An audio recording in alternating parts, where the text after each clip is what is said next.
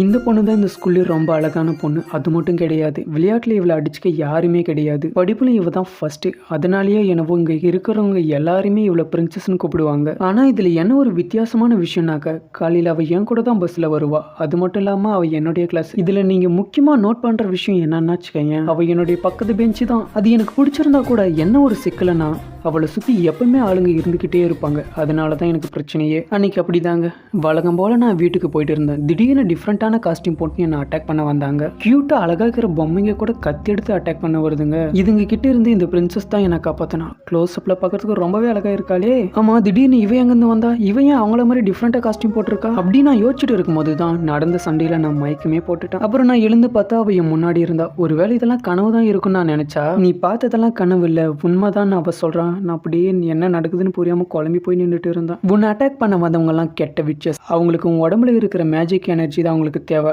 அது அவங்களுக்கு சொந்தமாக அவங்க ட்ரை பண்ணிட்டு இருக்காங்க. ஆனா நீ எதுக்கும் கவலைப்படாத, உன்னை காப்பாத்த நான் இருக்குன்னு அவ சொன்னான். நீங்களே கொஞ்சம் யோசிச்சு பாருங்களேன். அமைதியாந்த என்னுடைய வாழ்க்கையில திடீர்னு விச்சர்ஸ் வராங்க, என் உடம்புல ஏதோ மேஜிக் பவர் இருக்குன்னு சொல்றாங்க. இது கூட பரவாயில்ல, குட்டி மயில் கூட கத்தி எடுத்துன்னு துரத்துதுங்க.